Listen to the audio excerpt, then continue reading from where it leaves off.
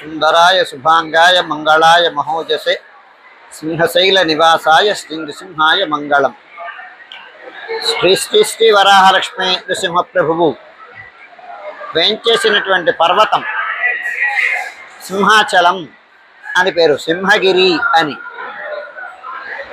సింహాకారో గిరిర్యత్ర అని క్షేత్రమాహాత్మ్యం చెప్తోంది. సింహాకృతిలో ఉన్నటువంటి పర్వతం ఎక్కడుందో అక్కడ వరాహ నృసింహ ప్రభువు సన్నిధి చేసి ఉన్నాడు అని గుర్తుగా చెప్తుంది క్షేత్రమాహాత్మ్యం. అట్లాంటి పర్వతం పైన వరాహలక్ష్మీ నృసింహ ప్రభువు సన్నిధి చేసి ఉన్నాడు. ఈ పర్వతాన్ని పరిక్రమణం చేయడం అనేటువంటి సంప్రదాయం ఆషాఢ శుద్ధ చతుర్దశి నాడు ఈ సింహగిరి పరిక్రమణం ప్రదక్షిణ ఉత్సవాన్ని జరిపించుకోవడం అనేటువంటిది అనుచానంగా వస్తున్నటువంటి సంప్రదాయం. ఈ ప్రదక్షిణం అనేటువంటి సంప్రదాయం మనకి భారతీయ సంస్కృతిలో చాలా పురాణాల నుంచి ఉన్నటువంటి సంప్రదాయం. ఆత్మ ప్రదక్షిణం చేయడం, అలాగే మాతాపితరులకి ప్రదక్షిణం చేయడం, గోవుకి ప్రదక్షిణం చేయడం, గురువుకి ప్రదక్షిణం చేయడం, ఆలయానికి ప్రదక్షిణం చేయడం, ఇలాంటి ప్రదక్షిణం చేయడం అనేటువంటి సుకృతాన్ని అపేక్షిస్తూ ప్రదక్షిణం చేయడం అనే సంప్రదాయం మనకు ఉంది.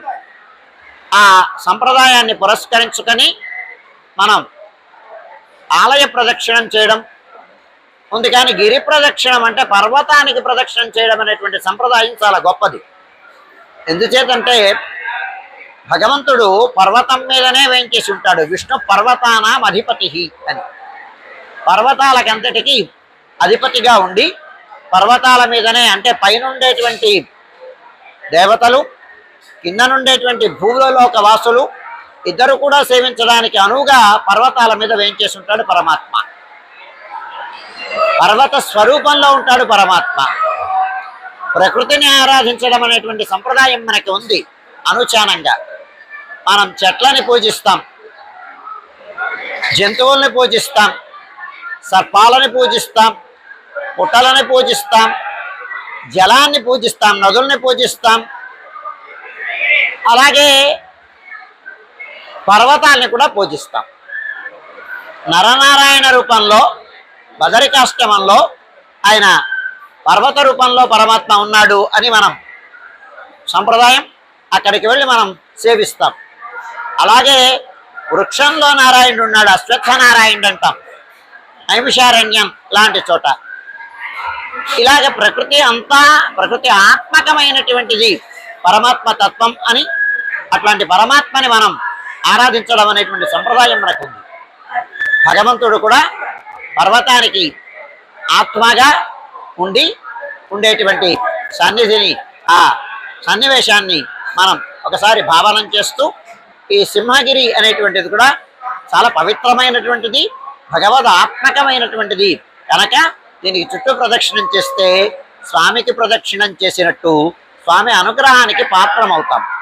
ఈ ప్రదక్షిణం చేయడం అనేటువంటిది సంతానార్థులైనటువంటి వాళ్ళు ఈ ప్రదక్షిణం చేస్తే సత్సంతానాన్ని పొందుతారు అనేటువంటిది అనుచానంగా వస్తున్నటువంటి అచంచలమైనటువంటి విశ్వాసం. ఆ సత్సంతానార్థులైనటువంటి వాళ్ళు ప్రదక్షిణం చేస్తారు. అలాగే మోక్షార్థులైనటువంటి వాళ్ళు ప్రదక్షిణం చేస్తారు. 3 మార్లు సింహగిరి ప్రదక్షిణం చేస్తే ఒక భూప్రదక్షిణ ఫలం లభిస్తుందని పూర్వాచారం. అందుచేత భూప్రదక్షిణం చేసినందువలన చతుర్విధ పురుషార్థాలు లభిస్తాయి, మోక్షం లభిస్తుంది అని పురాణాలు చెప్తున్నాయి. అందుచేత ఈ ప్రదక్షిణం వలన సంతానార్థులైనటువంటి వాళ్ళు, లేదు వారి వారి కామితాలని ఈడేర్చమని